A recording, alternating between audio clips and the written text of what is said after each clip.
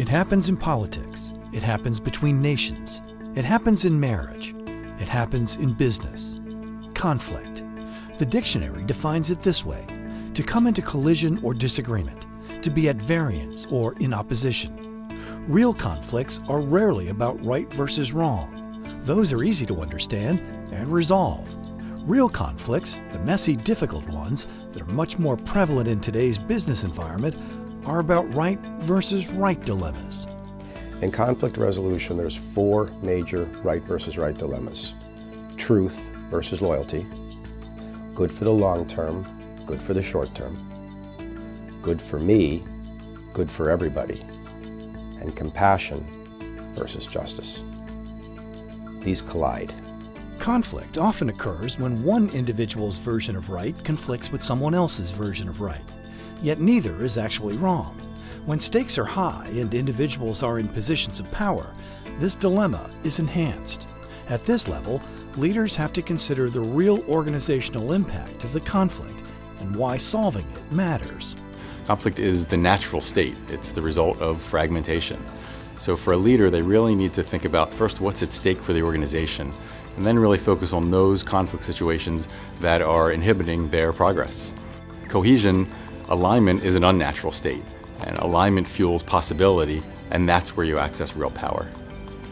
With a high-stakes outcome at risk and different perspectives, different intentions, and a lack of coordinated action, the conflict can only be resolved when it's understood within the context of what's at stake for both the individual and the organization. Even the most complex problems don't need complex solutions. The very first step is putting a right versus right frame on the dilemma, and then we pull together the fewest, most powerful people related to the problem and have a 3-part conversation in the following order. The first is getting shared perspective, the second is defining shared intent, which is where they're headed, and the third is defining shared coordinated action. And we look specifically at our definition of consensus, in that people feel heard, they understand the process, and they can live with the outcomes.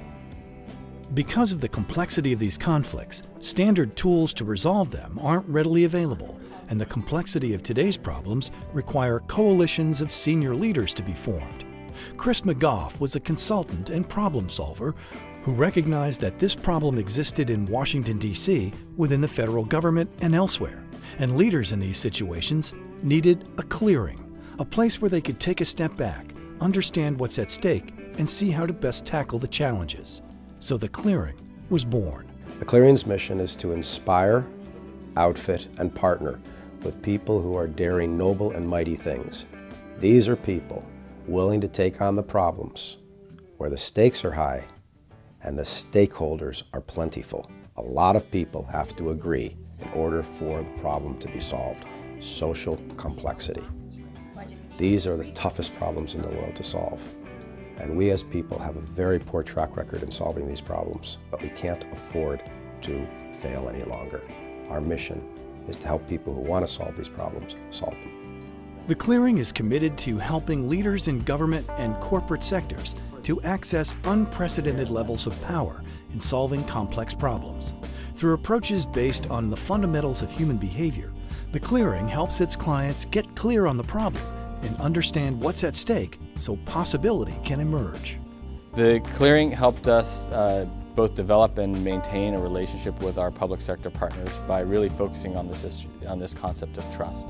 Trust is key to an effective relationship. It enables people to communicate and effectively work together. By working with the public sector in the development of the materials and the development of the collateral, they felt like they were part of the process. And so it further strengthened the relationship between the public and the private sector in our case. Each of our clients is dealing with a high-stakes, complex problem that requires alignment among leaders within and often outside of the organization who must come together to achieve something of significance. We apply a very basic framework working with the critical stakeholders, gain a shared perspective of the current state, really internalize what's at stake for the greater good, and identify the fewest, most important initiatives that must be launched and completed within a definitive time frame. I think the biggest benefit has been focus. They have helped identify a number of issues, but help bring about common agreement to focus on one thing. And that has developed energy, excitement, and results. What's unique about the Clearing's methodology is it works and it's fast. It's based on the primes. The primes are 46 phenomena entrenched in the human experience. They show up anytime a group of people get together to solve problems. They're unavoidable. They're as old as fire. They're as pervasive as gravity. They're as durable as the earth. They're entrenched in the human experience.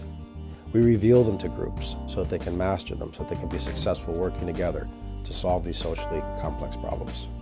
Great leaders can solve unbelievable challenges if they are given the right tools. The Clearing is relentless in its pursuit of helping leaders achieve their outcomes and providing the tools that allow society to thrive. Serving the leaders who are out to tackle problems of consequence and opportunities of significance. To learn more about The Clearing, visit theclearing.com.